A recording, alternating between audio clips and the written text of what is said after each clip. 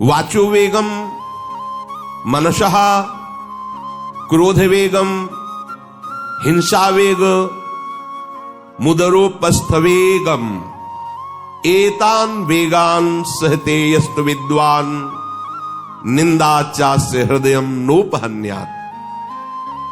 जो विद्वान उपासक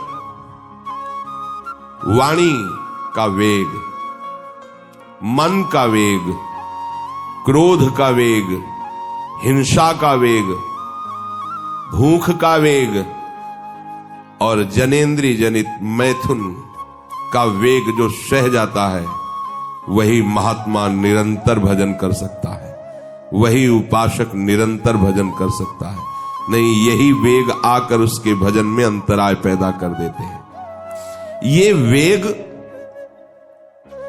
वाणी का, मन का, क्रोध का, हिंसा का, उदर का, उपस्थ का यदि आप नहीं सहन करते तो ये आपके भजन में बाधा डाल देंगे, निरंतर भजन नहीं होने देंगे। दूसरा, निरंतर भजन करने में जो प्रभु कह रहे हैं आसीत मत्परा, मेरे परायण होकर भजन करो।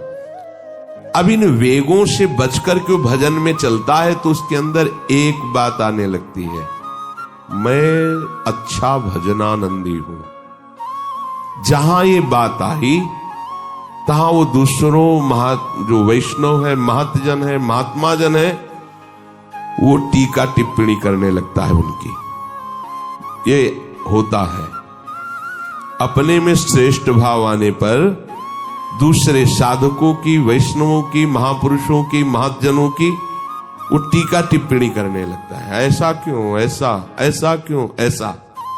ये आपके भजन को ही रोक देगा। निरंतर भजन चलने की तो बात जाने तो भजन से ही विमुख कर देगी ये वृत्ति।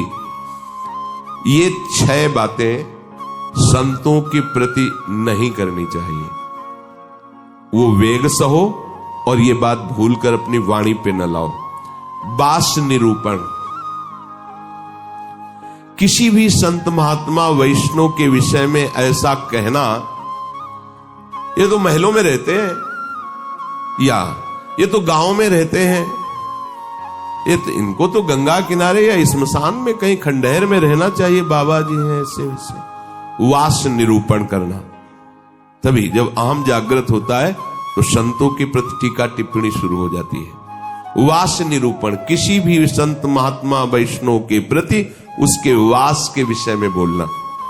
दूसरा, ज्ञान निरूपण, किसी संत वैष्णव के प्रति ऐसा, ये पढ़े लिखे तो है नहीं, शास्त्रों का इनको ज्ञान तो है नहीं, वेश बना लिया, बस पेट भरण पोषण के लिए घूम रहे, कोई इनको ज्ञान तो है नहीं। क्या भजन करेंगे, क्या विचार करेंगे जब इनको पढ़े ही नहीं है, शास्त्रों का ज्ञान नहीं है, तो क्या ये भजन करेंगे। ज्ञान निरूपण।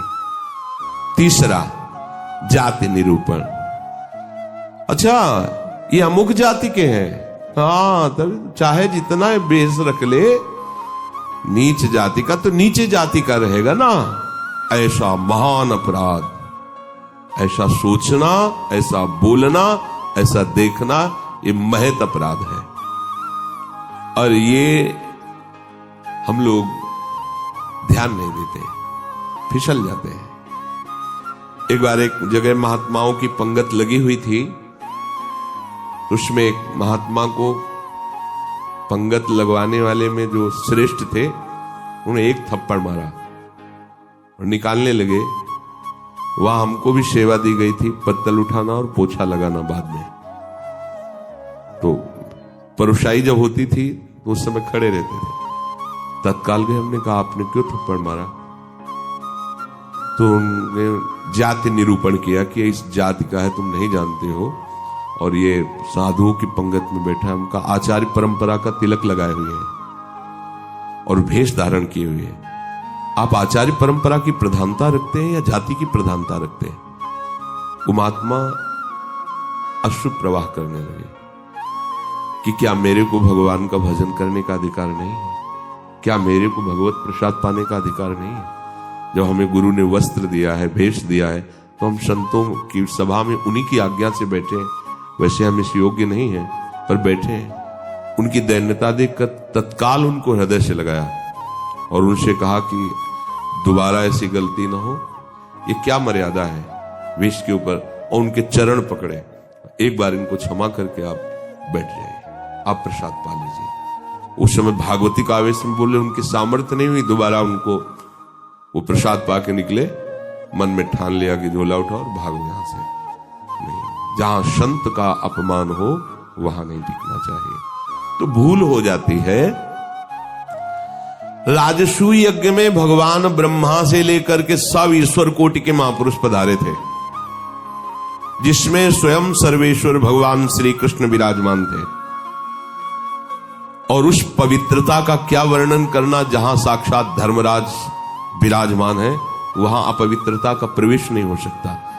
लेकिन यज्ञ की पूर्णता नहीं हुई थी। यज्ञ की पूर्णता सुपच वाल्मीकि के चरण धोकर रसोई में पवाने से हुई थी। स्वयं भगवान श्री कृष्ण चंद्रजू ने ऐसा आदेश किया था, जिन्होंने स्वयं गीता जी में कहा, चातुर्वर्णम मया सृष्टा गुण कर्म विभागशः। लेकिन यदि वो भगवद अनुरागी है तो चातुर्वर्णम मया सृष्टा का सिद्धांत नहीं लागू होगा। भगवान व्यास देव जी कह रहे, अहो वत्स पचतो गरीयान यज्जिभ्यागे वर्तते नाम तुभ्यम। यदि राधा राधा कृष्ण कृष्ण जिभ्या से निकल रहा है, वो चांडाल भी है, तो उसका चरणामृत लेके पीना चाहिए। इसलिए हरिराम व्यास जी कहते हैं, व्यास मिठाई विप्र की तामे लागे आग, वृंदावन के स्वपच की जूठन खइए मांग। व्यास रसिक तेई बड़े ब्रजते अनत न जाए, वृंदावन की स्वपच लो जूठन मांगे खाएं। ये जाति निरूपण संत के प्रति करना महत अपराध है। और ये जब जाति का अभिमान बना हुआ है तो भगवत दासत्व का अभिमान कैसे आ सकता है? किसी भी मार्ग में हो, आगे चल करके सब लय हो जाता है। ये देहाभिमान के अंतर्गत आता है। देह ही तो जन्मी है जाति में, ये स्वरूपाभिमान थोड़ी है, ये देहाभिमान ही है। इसलिए वैष्णव के सबके एक ही गोत्र है, अच्युत गोत्र। अपने सब रसिकों के एक ही गोत्र है, हरिवंश गोत्र। अगर हम जाति पक्ष में चले जाएंगे तो भगवत पक्ष से हट जाएंगे। तहां जाति कुल नहीं विचार, कौन शुद्धम कौन गंवार, सार भजन हरिवंश को। और यारस मगन मिटे भवत्रास, सुनहु रसिक हरिवंश विलास, श्री हरिवंश गाई। कहीं भी प्रकट हुआ हो किसी भी कुल में, और वो जब आचार्य के शरणागत हो जाता है, आचार्य परंपरा से, तो अभेद हो जाता है। सुने प्रपन्न जेब है, अभद्र सर्व के गए, तिन्हें मिले प्रसन्न हुए, न जाति भेद मानिए, न जाति भेद मानिए। उनको देख करके कहना चाहे, सुभाग हमारे अहोभाग्य आपके दर्शन हुए, आप पधारिए, आप विराजिए। और जैसे अपने पूज्य जनों का स्वागत किया जाता है, ऐसे मन में भी नहीं आना चाहिए कि ये अमुक जाति का संत है, इसके पैर कैसे छुए, इसका चरणामृत के। अगर ऐसा तो आपका भजन बाधित हो जाएगा। जाति निरूपण, यही गलती हो गई थी दंडकारण्य के ऋषियों से श्री माता सबरी के प्रति। एक तो स्त्री जाति और दूसरी भीलनी। कैसे हम महाब्रह्म ऋषियों के बीच में बड़े बड़े कीड़ा पड़ गए थे, सरोवर के जल का प्रयोग नहीं कर सकते थे, सब अशांत थे। और भगवान श्री राम ने माता सबरी को सौभाग्य दिया ऐसा जो ब्रह्म ऋषियों को भी नहीं मिला। इसलिए कभी किसी संत के जाति निरूपण न करें। ये बिल्कुल देखो, हम सब प्रभु के अंश हैं। कर्म के अनुसार शरीर में आए, कर्म के अनुसार कुल में जन्मे, लेकिन हमको वो लेके थोड़ी बैठना है। हमको तो अपने प्रीतम के पास जाना है। हम ये कुल कर्म को लेके, जाति धर्म को लेकर के, शरीर को लेकर बैठे रहेंगे तो अगले जन्म निश्चित हो जाएगा। हमें प्रभु के पास जाना है। जो ही ये बात सोचकर आगे बढ़े तो आप केवल प्रभु के हो गए, खत्म खेल। बस सृष्टि चक्र के खेल के लिए है चातुर्वर्णम। भगवत मार्ग में जे ही आरूढ़ हुए तो वो शरीर राग हटा, भगवत अंश हो। जितने ब्रह्मा जी पवित्र हैं उतने तुम्हारा स्वरूप पवित्र है। जो भगवान शंकर का स्वरूप है वही तुम्हारा स्वरूप है। स्वरूप में अंतर नहीं है, अंतर है देह में। स्वरूप तो सबका एक ही है, भगवत स्वरूप है, सब आत्म स्वरूप है। चौथा, वृत्ति निरूपण। किसी महात्मा को देख के कहना है ना हाथ में माला है, हमें खास तो भजनानंदी तो लगते नहीं, पड़े रहते हैं, इधर खाते उधर खाते, भंडारा खाते, डोलते हैं। बिल्कुल नहीं। तुम क्या जानो, क्या जानो कौन सी क्या वृत्ति है। एक भजन की ऐसी भी वृत्ति होती है जिसमें माला विक्षेप होता है। भजन में सहायक माला होता है, और एक भजन की ऐसी वृत्ति होती है जिसमें माला विक्षेप होता है। अगर कभी उत्साहपूर्वक ले भी लिया जाए तो 10-5 मिनट से ज्यादा नहीं चलेगा, रख जाएगा। स्वाभाविक छाया हुआ है, अब वहां मन का चलाए तो विक्षेप पड़ रहा है, गिनती करे तो विक्षेप पड़ रहा है, चल रहा है। अब आप क्या जाने, आप माला देख के तो जान जाते हैं कि जप हो रहा है। बैठे हैं, टहल रहे हैं, तो आपको लगा खाली टहल रहे हैं। नहीं, ऐसा नहीं। संतों को जानना बड़ा कठिन होता है। एक बार गुरु जी की सेवा में सुकुमारी शरण थे, जे ही लाडली कुंज में प्रवेश हुए तो महाराज जी ने कहा दुर्गंध आ रही। ऐसे देखा और कहा वैष्णव अपराध करके आ रहे हो क्या? तो महाराज जी हम साबुन लगा के नहीं नहाते तो शायद शरीर से दुर्गंध। बोले वो दुर्गंध नहीं, ये वैष्णव अपराध की दुर्गंध है। गुरुदेव ने कहा महाराज जी सावधान रहते हैं, कोई वैष्णव अपराध तो नहीं, हमें महसूस हो रही है। आप पहले वहीं खड़े रहिए, बताइए क्या वैष्णव अपराध किया। भजन का क्या प्रभाव होता है, बहुत सूक्ष्म है, बहुत सूक्ष्म। महापुरुषों के हृदय से ही पता चलता है ना। प्रारंभ में था तो पंडित बाबा की वाणी पढ़ी तो तन्मयता एकदम पंडित बाबा में हुई। तो दूसरे दिन सेवा में गए तो उन्होंने कहा कि हमारे चिंतन में कृष्ण बलराम आए, तुम्हारे सिवा और किसी का यहाँ आना नहीं है। तो हम कहा महाराज जी पंडित बाबा का चरित्र पढ़ रहे तो एकदम उसमें तन्मयता एकदम। बोले हाँ तभी आया थी। अब कितना सूक्ष्म, मतलब ये सबके समझने की बात। परिक्रमा दे रहे थे जगन्नाथ बाबा की कुटिया, दोपहर में देखा महाराज जी गए, देखा तो अप्सरा कुंड में ध्यानस्थ एक वृक्ष के नीचे बैठे। महाराज जी वहां से क्यों चले आए?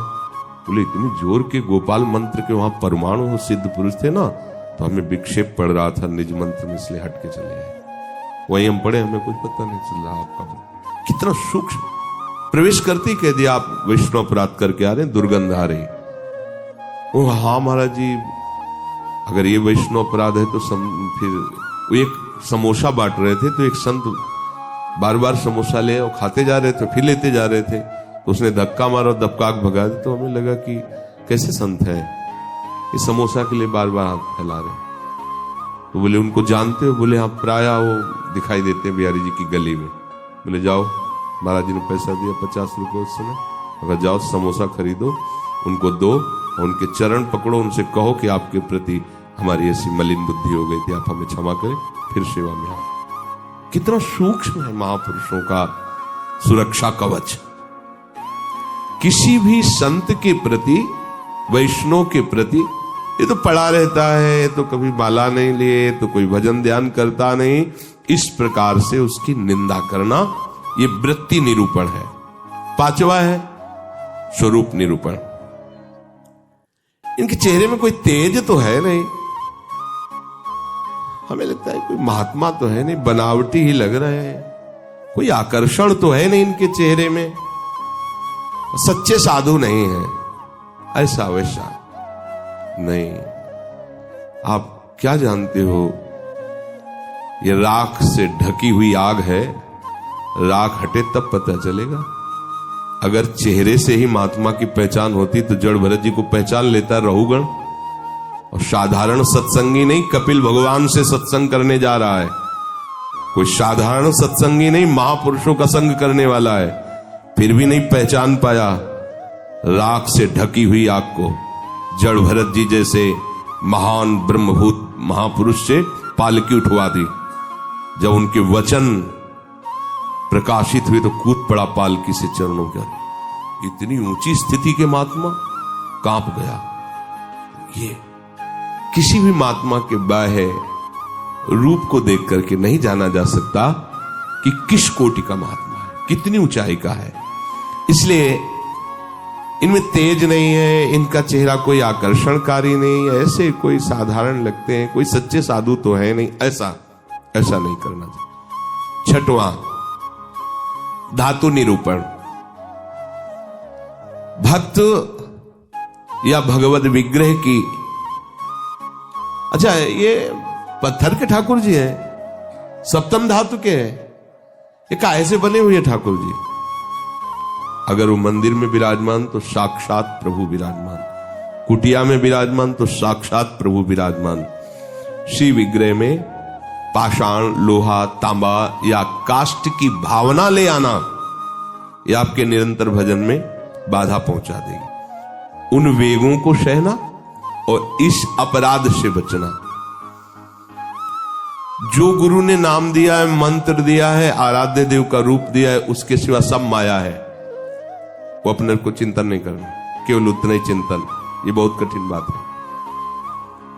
प्रायः मनमानी भजन करने में ज्यादा अच्छा लगता है, और गुरु मंत्र और गुरु श्री मुख से जो दिया गया उपासना नाम है, पद्धति है, उसमें मन मरता है, इसलिए उसमें मन नहीं लगना चाहता। हम ये देखते हैं, प्रायः कई उपासकों से सुना है उनके हृदय की बात, जो गुरु प्रदत्त है उसमें नहीं लगेगा और मन माने लग जाएगा। मन ने स्वीकार कर लिया चितम केशवम राम नारायण, ये रटे हम उन्हीं गुरु से पूछ रहे हैं जिन्होंने मंत्र दिया है, नाम दिया, ये हम रटे, तो ये बुरी बात तो है नहीं। भगवान के नाम जपिए, पर बात नहीं बनेगी। जहां बात बननी है वहां मंत्र मूलम गुरु वाक्यम, जो गुरुदेव ने शब्द दिया है, नाम दिया है, मंत्र दिया है, बस होए अनन्य एक व्रत गाए, वही। चाहे जितना मन चंचल हो, जो ऐसी निष्ठा वाला होता है, देर नहीं लगता शांत होने में। पर जिनका है कि छलांग लगाना अच्छा लगता है, थोड़ी देर ये जपा, थोड़ी देर वो जपा, थोड़ी देर वो जपा, अरे भगवान का तो भजन करना है। अभी वो पद्धति को नहीं समझे, अभी रस मार्ग में बहुत दूरी है, अंतराय है। सभी कार्य करते हुए अपने स्वरूप में स्थित रहना। जैसे अपने लोगों का स्वरूप है सहचरी, तो जगने से लेकर शयन तक आपकी स्मृति में रहना चाहिए। मैं श्री जी की सहचरी, भले अनुभव में नहीं आ रहा, आपको सहचरी बप्पू का अनुभव नहीं हो रहा, पर हम है, मान लेना है। जैसे अपने को अनुभव नहीं था हम किस कुल में जन्मे हैं, पर माता पिता किसी ने तो सिखाया होगा कि तुम पंडित हो, ब्राह्मण हो, बैठ गया ना दिमाग में। इन्हें लिखा है क्या ब्राह्मण कहीं, और बैठ गया पंडित घर के जन्म है हमारा। ऐसे ही गुरु ने तुम्हें नया जन्म दिया है, न स्त्री हो, न पुरुष हो, न ब्राह्मण हो, न क्षत्रिय हो, न वैश्य हो, न शूद्र हो, न गृहस्थ हो, न विरक्त हो, क्या हो? श्री जी की प्रिय सखी हो। तो स्वीकार करो। जैसे माँ ने सिखाया था कि ये तुम्हारे पिता हैं और पिता ब्राह्मण कुल के, तो तुम भी ब्राह्मण कुल के हुए, समझ गए? तुम पंडित की संतान हो तो पंडित ही हुए। ऐसे ही तुम हमारे प्रिया प्रीतम के अंश हो। गुरुदेव ने समझाया, तुम प्रिया प्रीतम की प्रिय सखी हो। बस ये दिमाग में तुम लाओ पहले, इसी से स्वरूप जागृत होगा। जो उपासना पद्धति मिली, पहले दिमाग में ले आओ। न स्त्री हो, न पुरुष हो, न गृहस्थ हो, न विरक्त हो, न ब्राह्मण हो, न क्षत्रिय हो, न वैश्य हो, न शूद्र हो। तुम क्या हो? तुम प्रियालाल के निज जन हो, तुम प्रियालाल की सहचरी हो, प्रियालाल की प्रिय सखी हो। ये सुबह से शयन तक आपके दिमाग में आ जाए। जैसे हम रटते नहीं हैं, पर कभी भी पूछ लिया जाए तो हम अपनी बात बता देंगे। ये शरीर कहाँ जन्मा है, क्या है, कभी याद नहीं करना है, लेकिन वो है ना। ऐसे ही सहचरी बपू का है। हमने दर्शन नहीं किए सहचरी स्वरूप के, पर हमारे गुरुदेव कह रहे हैं कि आप सहचरी बपू हो, आपका स्वरूप सहचरी है, तो हम पहले स्वीकार करते हैं। उठते बैठते चलते फिरते आपके दिमाग में बात बैठ जाए कि मैं श्री जी की प्रिय सखी हूं। युगल सरकार हमारे प्रीतम है, और पीछे की जो बातें की गई वो हमारे जीवन में ना हो, तो भगवान जो कह रहे हैं आशीत मत परहा, मेरे परायण होकर बैठ जा, अर्थात आप निहाल हो जाओगे। भगवत आश्रित भगवत परायण वर्तमान में ही आनंदित होता, भविष्य की बात नहीं होती। वर्तमान में जाने मोरी छाती, उसका हृदय जो शीतलता और आनंद से भर जाता है, फिर वो कृतकृत्यता का अनुभव करता है। इसलिए सत्संग का श्रवण करो, फिर मनन करो और उसको जीवन में धारण करो। जो कहा गया नहीं करना उसको छोड़िए, जो कहा गया स्वीकार कीजिए उसको स्वीकार कीजिए। यही विवेक है, असत का त्याग और सत को स्वीकार करना। जिस सत को स्वीकार किया उसी में अनुराग कर लेना, यही उपासना का आंतरिक